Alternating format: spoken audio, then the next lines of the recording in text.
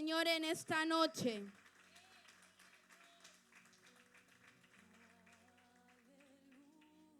Compartir su palabra siempre es una responsabilidad grande. Y uno siempre que viene a compartir la palabra del Señor lo hace con temor. Amén.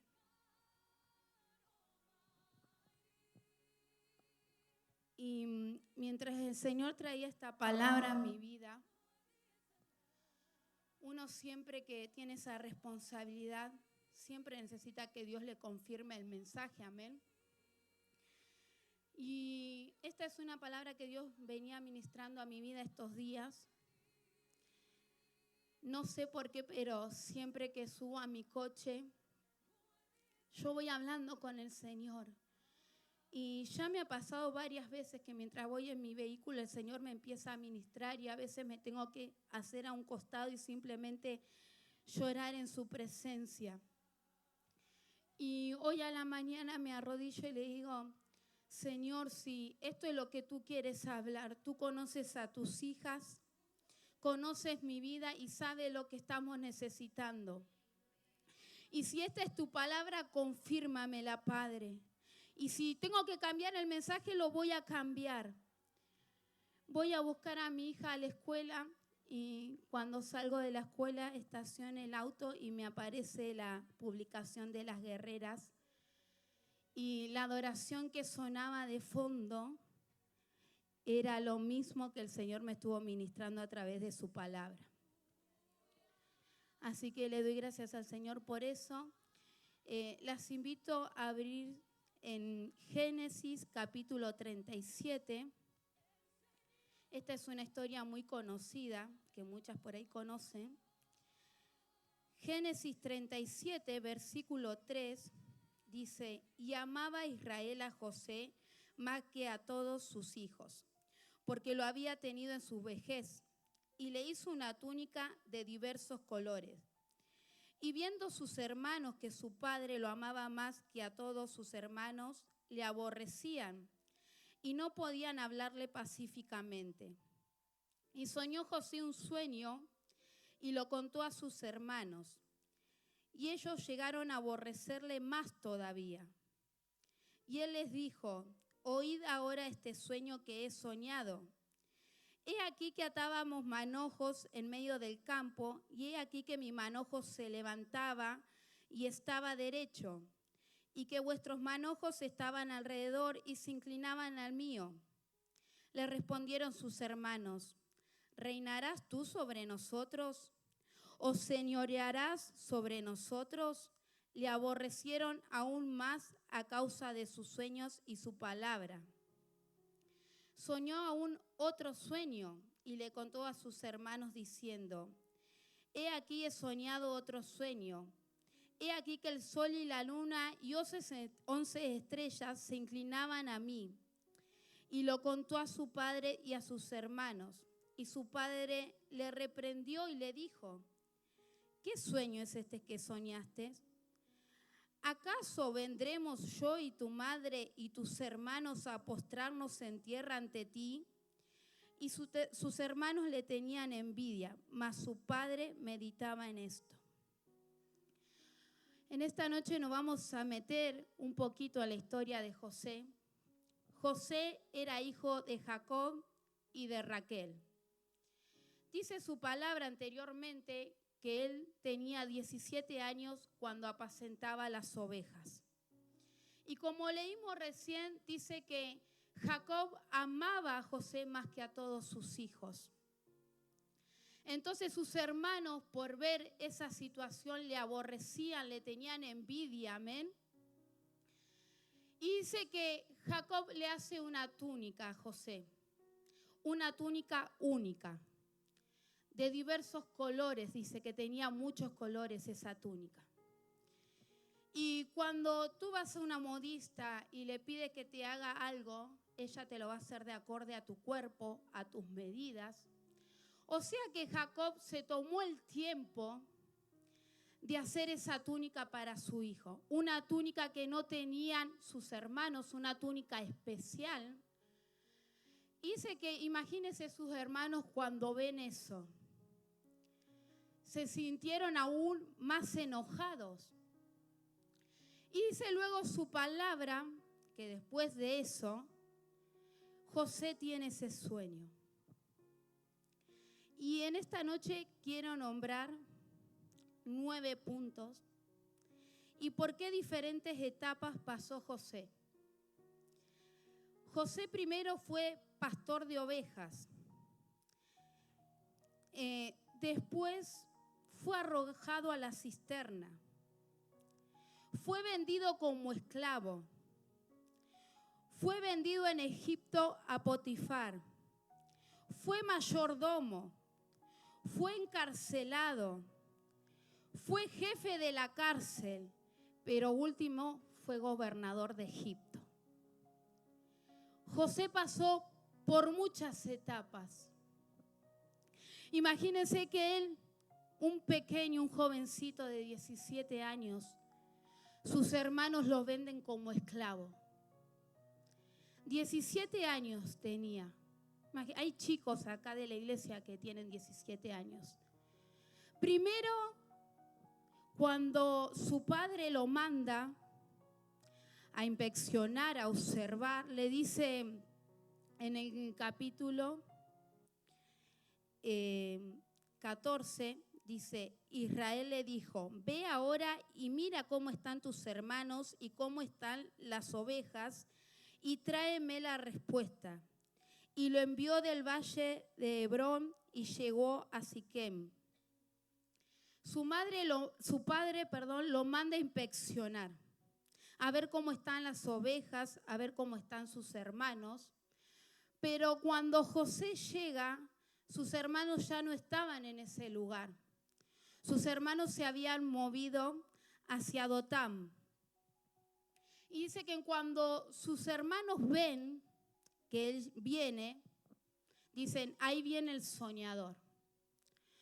Cuando él viene, sus hermanos se empiezan a planear en matarlo, en quitarle la vida. Pero uno de sus hermanos, llamado Rubén, interviene y dice, no hagamos esto.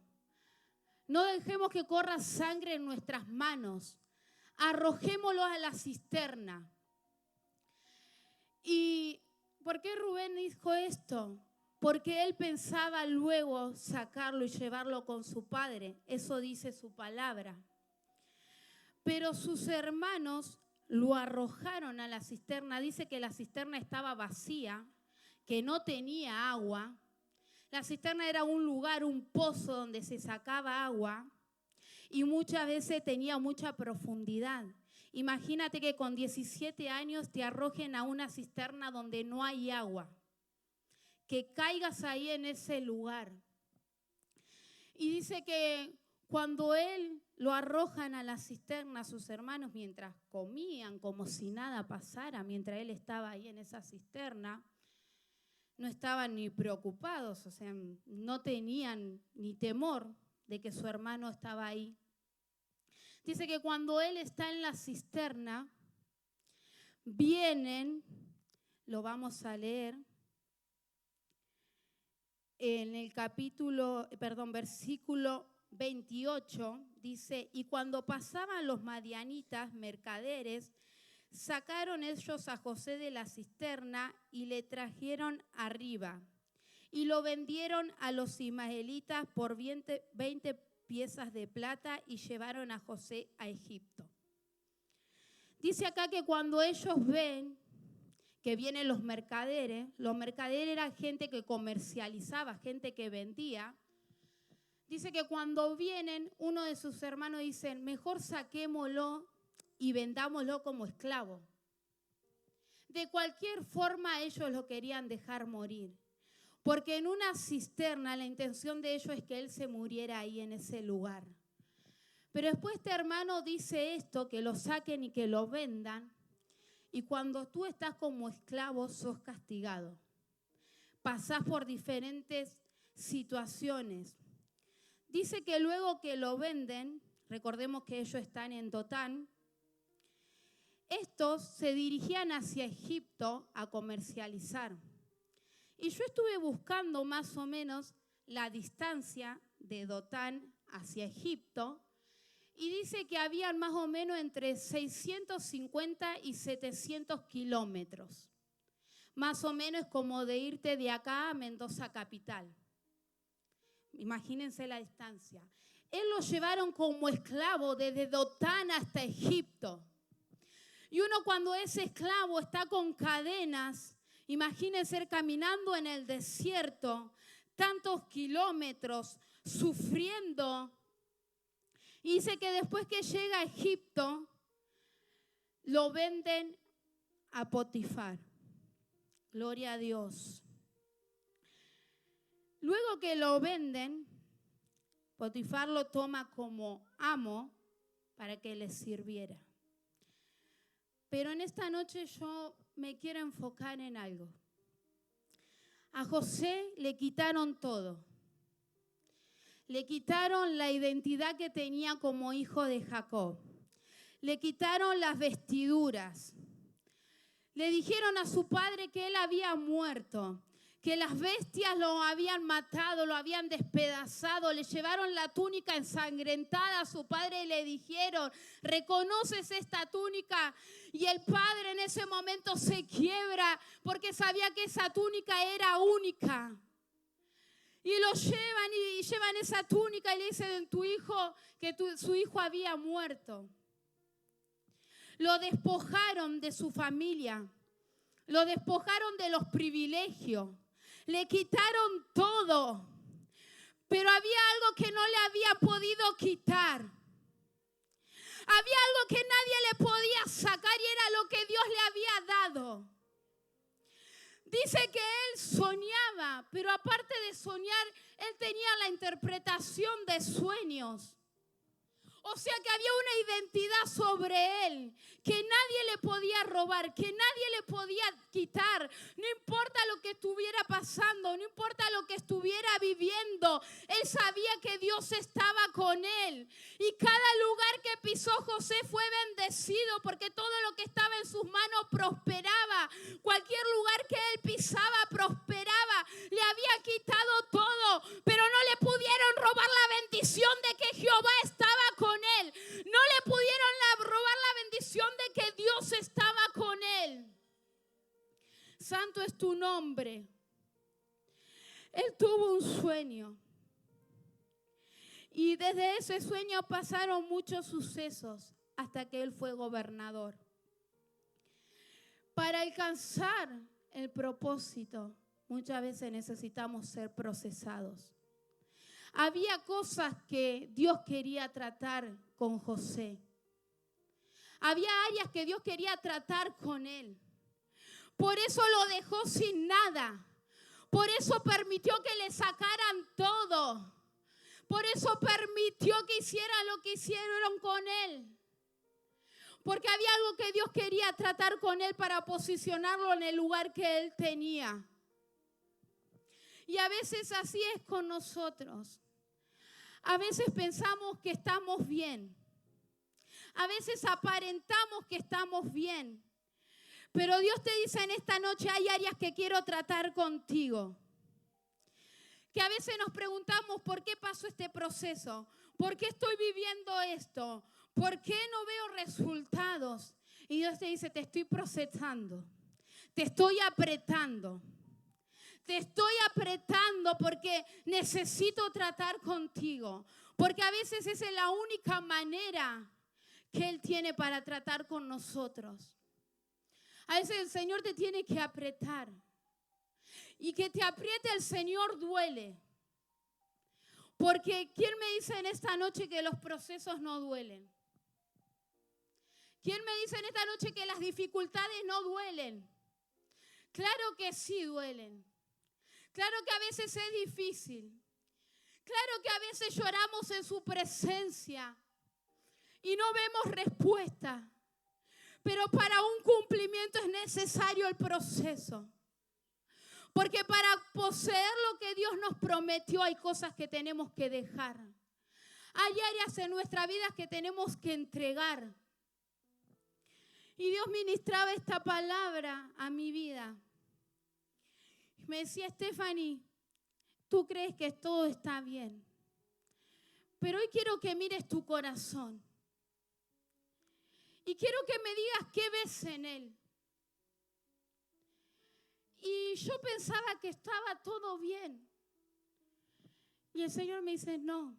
Porque cuando tú vas a su presencia, el Espíritu Santo te comienza a revelar. Mira, esto no lo quiero. Esto no me gusta. Y cuando voy a su presencia, el Señor me empieza a ministrar. Y me dice, tú crees que estás todo bien, pero aún te falta más misericordia. Tú crees que todo está bien, pero aún necesito que tu corazón ame más. Tú crees que todo está bien, pero hay algo que estoy demandando de ti. Y es que tengas misericordia en tu corazón. Y es que no juzgues y que no señales, sino que simplemente mires con amor. Y entonces ahí me di cuenta que no todo estaba bien en mí. Que cuando te paras frente al espejo del Espíritu Santo, que es el que escudriña tu corazón, que es el que escudriña lo más profundo, entonces ahí ves que no todo estaba bien. Ahí ves que no todo estaba bien contigo. Yo no sé qué área Dios está tratando contigo. Yo sí sé que Dios, qué área trató conmigo. Y le doy gracias al Señor porque cuando Él me empieza a mostrar eso, vengo a la reunión y el apóstol comienza a hablar sobre lo mismo. Y cuando Él empieza a hablar sobre eso, el Espíritu Santo viene y me dice, quiero que pidas perdón. Aunque no hayas hecho nada, aunque no hayas sido la que causó el daño, quiero que pidas perdón. Y cuando hago esa acción, pude sentir que algo salió de mí, que algo se desprendió. Y así el Señor me dijo, así te quiero, porque es grande lo que quiero hacer contigo, pero aún me falta moldearte. Pero aún me falta apretarte un poquito más. Y el proceso a veces duele. Yo no me quiero imaginar cómo se sentía José. Acá en su palabra no especifica mucho. Pero imagínate que tus propios hermanos te vendan. Que tus propios hermanos piensen en quitarte la vida. ¿Cómo te sentirías tú si eso te pasara? ¿Cómo te sentirías si tus propios hermanos te odiaran, no te pudieran ver, odiaran lo que está en ti? ¿Cómo te sentirías tú? Y encima lo venden como esclavo. Y después dice que cuando Potifar lo compra, dice que la mujer lo acusa injustamente por algo que él no había cometido. Y José es encarcelado, es llevado a la cárcel. Pero aún en la cárcel la luz que estaba en él alumbró. Dice que él cuando está en la cárcel haya gracia delante del jefe de esa cárcel. O sea que José después de estar encarcelado fue jefe de la cárcel. Eso dice la palabra, porque halló gracia. Y dijeron, ay, ahí en la cárcel hay uno que puede interpretar los sueños. Y venían a él y le contaban, mira, yo soñé esto. Y José tenía la interpretación. Y dice que luego el faraón lo manda a buscar a la cárcel. Y cuando lo manda a buscar, porque tenía un sueño que nadie había podido interpretar. Pero José ya tenía la revelación. José ya tenía la revelación y cuando va al faraón y le dice, esto es lo que significa tu sueño.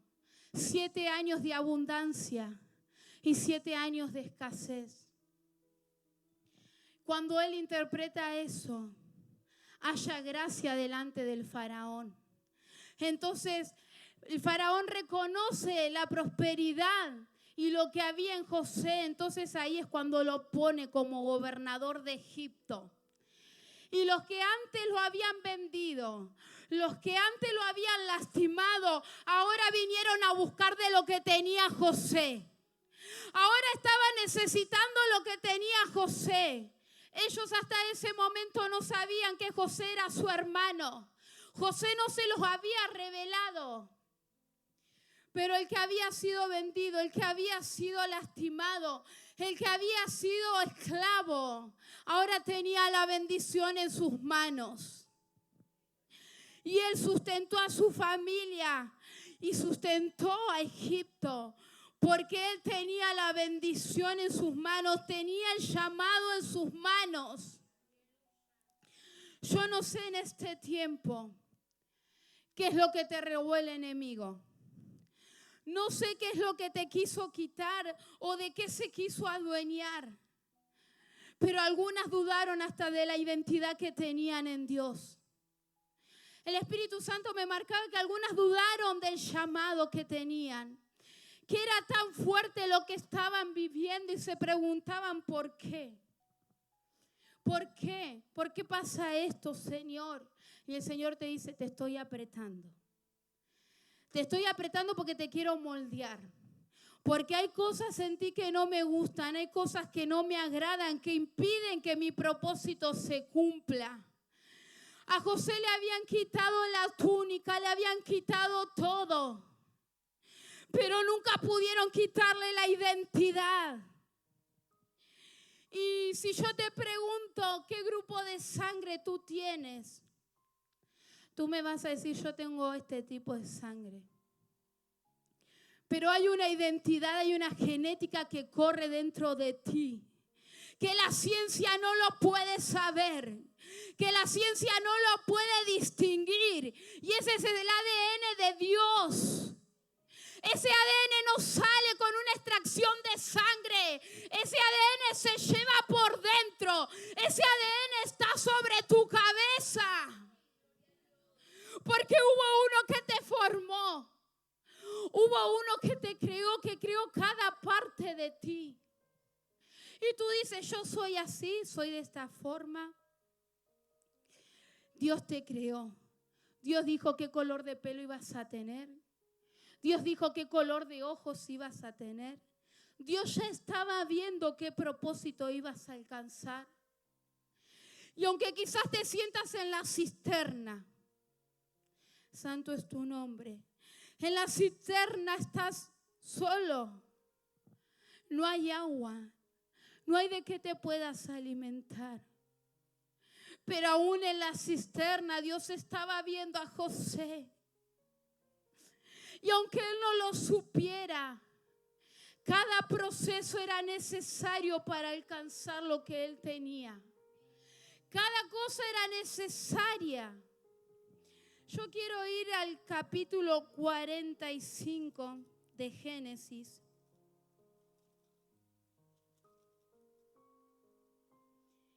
Capítulo 45, versículo 8. Dice, así pues no me enviasteis acá vosotros, sino Dios que me ha puesto por padre de Faraón y por señor de toda su casa y por gobernador en toda la tierra de Egipto. José entendió que no lo habían vendido los hermanos, que no era que los hermanos le habían hecho esto. Él entendió que fue necesario que Dios permitiera cada una de las situaciones que vivió, porque él sobre el final le dice a los hermanos, no se preocupen, no se sientan mal, porque sé que Dios permitió lo que yo viví. Porque sé que Dios permitió que yo llegara hasta aquí. Porque José tuvo la prosperidad en sus manos. Y dice que él pudo alimentar. Dice que el alimento, aunque vinieron 7 años de escasez, Dios le dio las estrategias para que ese alimento durara. Él tenía una bendición que no tenía el faraón. Y era que todo lo que estaba en sus manos prosperaba. Y era que no importa la situación que estaba viviendo, la atmósfera cambiaba. Donde él estaba algo sucedía. ¿Cómo me puedes explicar que una persona que esté presa se convierta en jefe de la cárcel? Eso aquí no sucede. Una persona que está presa, ¿cómo se va a convertir en jefe de la cárcel? Pero Dios sabía que José no había cometido nada malo. Dios se encargó de hacer justicia, aunque esa mujer lo quiso acusar. Quiso decir que él había hecho lo malo. Dios lo defendió porque sabía que él no había hecho nada. Entonces, ¿qué quiero decir con esto? Dios había permitido todo lo que había pasado. Yo anoté aquí para cumplir su plan. Pasar por las cosas no es fácil. Pero dice el Señor, un paso más. Un paso más. José cruzó 700 kilómetros.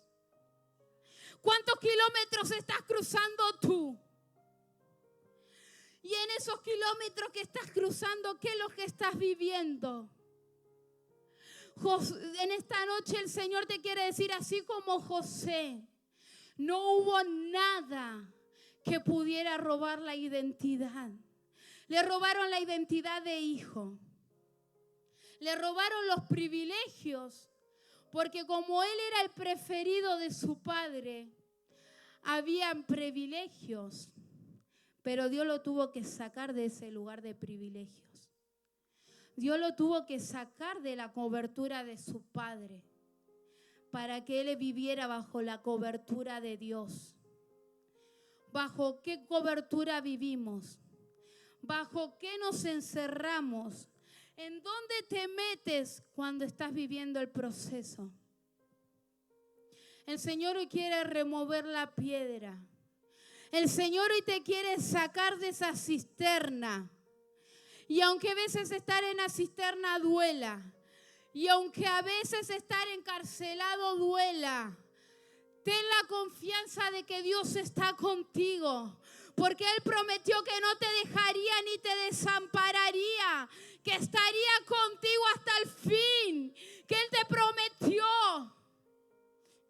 Dice su palabra que pasaríamos por el fuego, pero que la llama no ardería en nosotros. Esos 3 hombres que fueron arrojados al horno de fuego, hubo uno que intervino. Santo es tu nombre. Daniel fue arrojado al foso de los leones, pero ahí hubo uno que intervino. Y sobre cada uno de ellos había un propósito. A David lo estaban persiguiendo, pero ahí Dios estaba. No sé dónde estás ni en qué lugar te encuentras, pero hay uno que quiere intervenir. Hay uno que te quiere intervenir y se llama Jesús de Nazaret. Dice en su palabra, todo es parte del plan. ¿Por qué? Judas era parte del plan. Era necesario que Judas lo traicionara a Jesús para que se cumpliera el plan. Eso dice su palabra. No sé qué tienes al lado. Judas, Jesús lo sentó a la mesa, le compartió el pan. Le dio de beber del vino al que lo iba a traicionar, al que lo iba a entregar, porque él sabía que era necesario. Él sabía que era necesario para que su palabra se cumpliera. Cada cosa que vivimos es necesaria. Cada cosa que vivimos es necesaria. A veces Dios te permite que te sientas frustrado. A veces Dios permite que te sientas vencido. A veces Dios te quita a todos alrededor y te deja solo. Y tú comienzas a pensar, ay, es que nadie se preocupa por mí. Ah, no fui a la iglesia y nadie me mandó un mensaje. Ven que en mi rostro no estoy bien y nadie se preocupa. Pero Dios te saca a todos y te deja solo. Porque hay procesos que nadie puede intervenir. Hay procesos que tienes que vivir solo. Hay procesos que nadie te puede acompañar, que es un trato de Dios contigo. Y cuando como persona nos queremos meter en el proceso de alguien que no nos tenemos que meter, somos procesados también. Porque el trato era de Dios con la persona. Dios te quita todo. Te deja solo. Y ahí te está viendo. A ver de quién va a depender. ¿Va a decir que se fueron todos? ¿Va a decir que nadie se preocupó por su condición? ¿O me va a mirar a mí y va a decir, Señor, tú quieres tratar conmigo? Hay una alabanza que dice, que se vayan todos, que me falte todo menos tu presencia. A veces te tiene que faltar todo. A veces el Señor te tiene que quitar todo. A veces el Señor hay cosas que tiene que desarraigar. Hay procesos que tenemos que vivir. Pero ahí en ese momento tienes que decir, Señor, me está faltando todo. Tengo esta deuda. Mis hijos están apartados. Mis hijos se rebelaron. Me siento que desmayo. Me siento que no tengo fuerzas, que no puedo seguir. Pero que me falte todo, Señor. Pero que no me falte tu presencia. Que no me falte tu cobertura. Que no me falte tu fortaleza. Porque aunque esté llorando, aunque sienta que la presión es fuerte, aunque sienta que no lo puedo soportar, que me falte todo menos tu presencia. Que me falte todo menos tú, Señor. Porque aunque padre y madre te dejaran, con todo Él te cogería. Con todo Él te tomaría. Santo es tu nombre. Él está aquí en esta noche. Y Él te dice, no pierdas la identidad.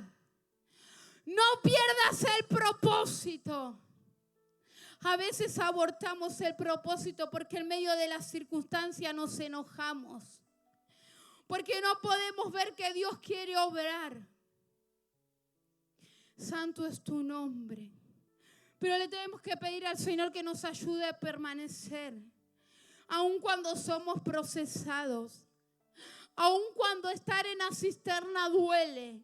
Aun cuando ser esclavo duele. El Señor quiere tratar contigo. Y te quiere decir que hay un propósito sobre tu vida. Y lo que estás viviendo hoy es lo que te va a promover para alcanzar su llamamiento. Esta es una palabra que Dios trajo. Y sé que muchas se han sentido así. A veces aparentamos estar todo bien. Aparentamos sonreír. Aparentamos que estoy conectada con la presencia de Dios. Aparentamos que tengo gozo. Apariencias, apariencias, apariencias. ¿Por qué nos ponemos una careta y aparentamos que todo está bien cuando por dentro estamos rotos? Debemos ir a su presencia y reconocernos. Señor, no puedo aparentar algo que no tengo. No puedo aparentar algo que no estoy viviendo. Tú sabes que me siento así. Tú sabes que estoy así. Pero en tu nombre, Jesús, yo me levanto. Hay muchas que en esta noche tienen que decir, Señor, me siento así, pero en tu nombre me levanto. En tu nombre me levanto. La cisterna no me va a matar. Que me quiten la túnica no me va a matar. Que esté en la cárcel no me va a matar. Porque nada va a impedir que te adore. Porque nada va a impedir que te alabe.